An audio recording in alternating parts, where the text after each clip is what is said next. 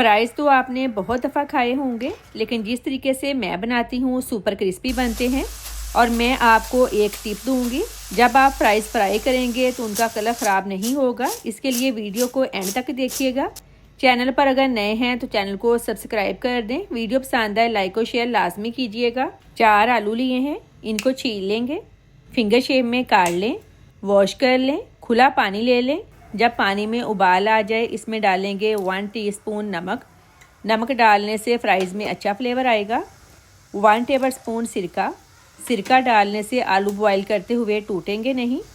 ½ T spoon ہلدی ڈالنے سے جب آپ فرائی کریں گے تو ان کا کلر بالکل بھی خراب نہیں ہوگا۔ آلو ڈال کر 30 سیکنڈ ان کو بوائل کرنا ہے، ہلکے سے سافٹ کرنے ہیں، فل بوائل نہیں کرنا ہے۔ بوائل کرنے کا یہ فائدہ ہے کہ جب آپ ان کی کوٹنگ کریں گے یہ اندر سے انتہائی سافٹ اور اوپر سے سپر کرسپی بنیں گے۔ 30 سیکنڈ ہو گئے ہیں، یہ دیکھیں ہلکے سے سافٹ ہو گئے ہیں، نکال لیں گے، باؤل میں ڈال لیں۔ گرم گرم آلوؤں کی کوٹنگ کریں گے تاکہ سارے مسالے آلوؤں کے ساتھ اچھی طرح سے چپک جائیں۔ فریش دھنیا ڈالیں گے، اگر آپ کو پسند ہے ڈال لیں، ادروائز اسکپ کر دیں۔ کراش چلی ½ ٹی اسپون، لہسن پاؤڈر ½ ٹی اسپون، ادرک پاؤڈر ½ ٹی اسپون۔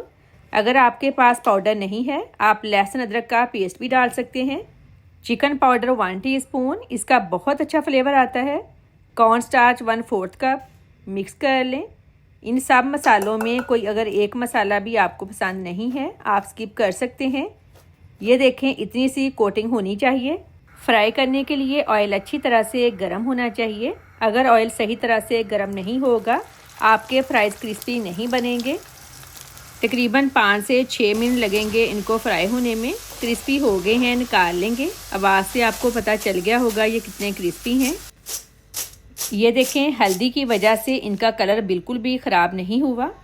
اوپر چاٹ مسالہ چھڑک کر انجوائے کریں۔ فیڈ بیک لازمی دیں کہ آپ کو میری آج کی ریسپی کیسی لگی۔ اللہ حافظ۔